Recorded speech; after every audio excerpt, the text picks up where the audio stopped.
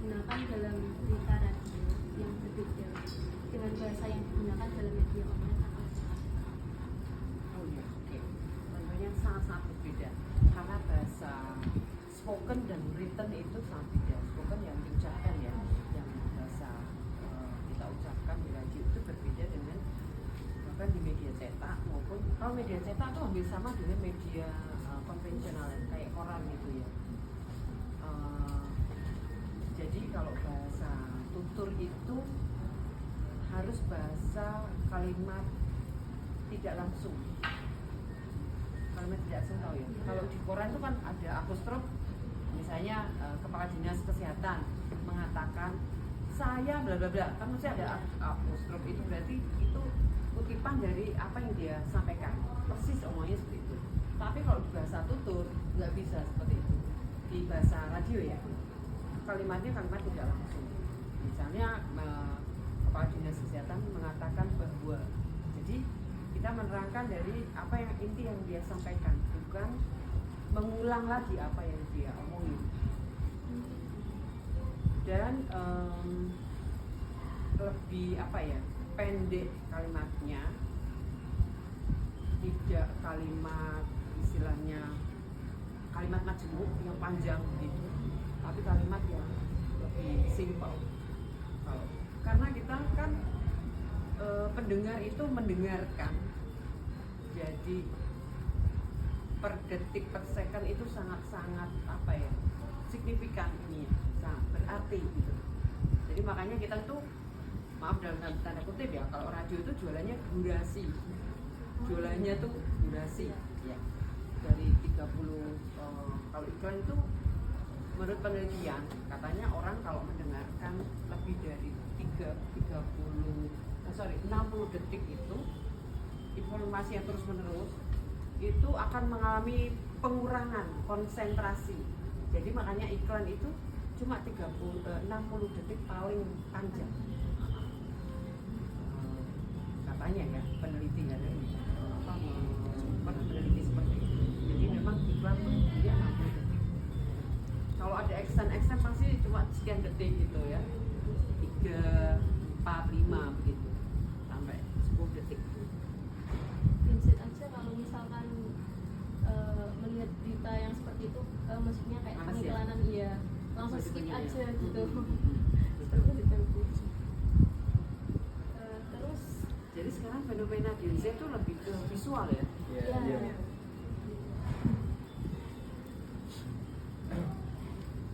Padahal visual itu menurut peneliti juga ya, visual itu ketika kita melihat, ini sains ya, ketika kita melihat sesuatu itu pesannya nggak langsung masuk ke hati, dia kepikiran dulu, diolah lama, baru ke sini, baru kita memutuskan, baru mempengaruhi emosi.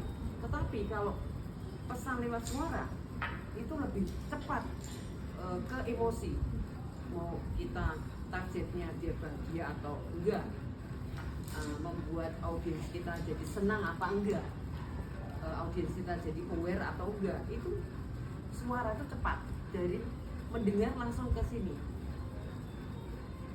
Jadi apa ya, lebih cepat suara.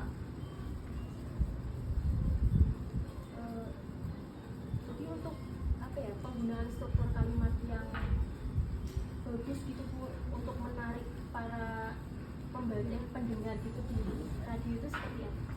Kita tetap memakai bahasa Indonesia yang karena kita hidup di Indonesia ya. Tapi beberapa waktu yang lalu, ini saya jelaskan timur dulu apa sekarang dulu. Kalau sekarang kita pakai bahasa Indonesia yang benar tentunya ya. Tapi bukan apa strict banget gitu, strict bahasa kaku. Dalam arti kaku enggak, kayak kita formalitas kenegaraan gitu ya, bukan, bahasanya tidak seperti itu. Bahasa komunikatif, paham enggak? Kalau kita tinggal di Semarang, kita tetap mengangkat juga kearifan lokal. Misalnya enggak sih, itu enggak apa-apa. Misalnya ada kalimat seperti itu, kan di bahasa Indonesia enggak ada ya seperti ini. Ini hanya bahasa-bahasa komunikasi menurut saya. Asal kita bisa menyampaikan dengan baik. Bahkan kalau kita menyampaikan dalam apa istilahnya program berita, memang ya beritanya harus benar dulu gitu ya, bacanya ya baca benar dulu, nggak seperti orang ngobrol boleh, tetapi nggak boleh dipelintir ya, maksudnya sesuai dengan orang-orang. Setiap orang itu kan punya subjektivitas, benar nggak? Iya. Nah, misalnya berita ini aku suka apa enggak, tapi aku harus ini nih, harus bacain berita ini, harus bawain ini, tak tambahin dewe atau tak kurangi karena aku nggak suka dengan tokoh ini, misalnya nggak boleh. Jadi beritanya ya berita harus proporsional, harus mengandung nilai kebenaran. Kan ada apa istilahnya rambu-rambu ya, dalam dunia penyiaran ada undang-undangnya juga. Itu kita nggak boleh rasis, nggak boleh tendensius politik, tidak boleh apa namanya mendiskreditkan orang gitu. Jadi independen kita radio sama televisi sama. Nah tadi soal bahasa, kalau program-program khusus itu misalnya dulu kami kan punya program wayang dalam sebuah kayak insertion gitu sekitar 3-5 menit. Nah, tapi itu cerita soal Ramayana misalnya, tokoh-tokoh wayang di situ siapa, tapi dibikin kontemporer, bahasanya itu campur-campur ya, ada bahasa Indonesia, ada bahasa Jawa, karena disampaikan dengan santai dan lucu supaya anak muda itu seneng dengernya. Tapi coba kalau Jawa banget kan nggak semua orang paham kan. Aku aja waktu yang lahir di Semarang nggak paham bahasa Jawa yang kromo injil itu, kayak wayang-wayang waktu misalnya raja ketemu prajuritnya itu kan bahasanya ini banget kan, halus gitu kan, itu nggak paham. Nah, oh itu tuh bahasa-bahasa apa ya, selengean tuh ada di sana, jadi lucu gitu. Jadi kalau untuk bahasa tinggal kita melihat konteksnya ya. Kalau berita ya harus bahasa Indonesia yang benar. Tapi kalau kita sedang bicara menyampaikan sesuatu atau bawa program yang tidak formal kayak berita tadi ya, kita oke gitu. Enjoy, iya. Jadi disesuaikan dengan kearifan lokal.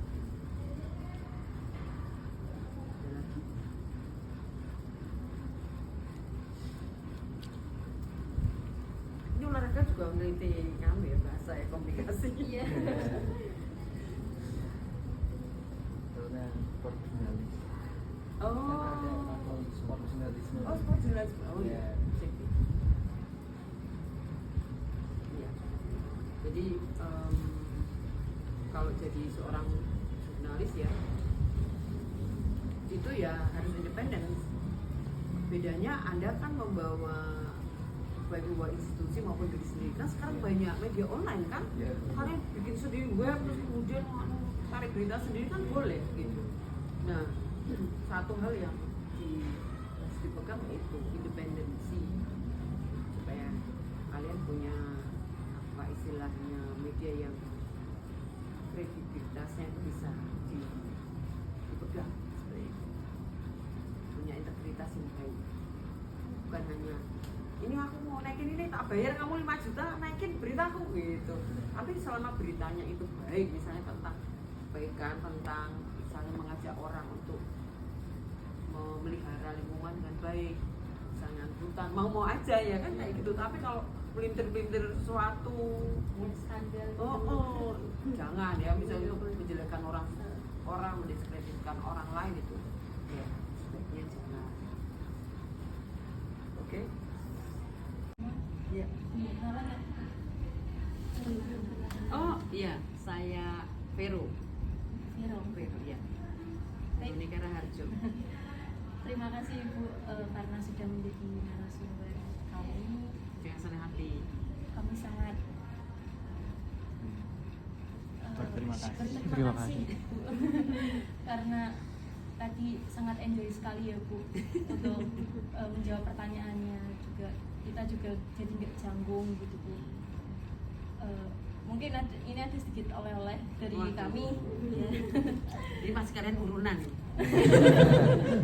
Gak usah bawa kayak gini besok kalau kesini. Jadi kalau mau ini telepon aja, terus apa namanya waktunya kita sepakat kapan gitu. Jadi enak gitu. Gak usah ini saya tahu kalian masih minta ini sama orang tua ya, belum menghasilkan sendiri. Tapi kalau sudah menghasilkan sendiri ya nggak apa-apa sih lu. Artinya kalian sudah punya kemampuan finansial yang baik kan. Nggak tergantung pada orang tua, sudah mandiri. Oke, terima kasih juga sudah memilih JFM untuk diwawancarai ya. Mewakili JFM, terima kasih. Harapannya pada adik-adik mahasiswa ini tetap menjadi anak-anak yang vibe-nya positif, menjadi influencer yang baik bagi teman-teman sekitarnya, baik di kampus maupun di rumah kalian masing-masing. Dan jangan sampai kalian ini putus asa kalau ada persoalan yang sesulit apapun. Percaya pasti itu ada jalan keluarnya. Jangan sampai berpikiran yang jelek-jelek lah. Paling enggak kalian bisa minta tolong orang yang Anda percaya. Kalaupun dia tidak bisa menjawab atau tidak bisa menolong saat itu, berdoa. Itu yang kalian punya agama masing-masing kan, bukan ateis kan? Atau agnostik toh, bukan kan? Iya, jadi berdoa itu yang baik untuk solusi terakhir ya. Atau setiap kali memulai pekerjaan itu ya siapa terima supaya damai, supaya kalian ini nanti diberi bimbingan supaya melakukan yang baik juga. Itu aja dari kita. Terima kasih sekali. Sukses untuk kalian semua.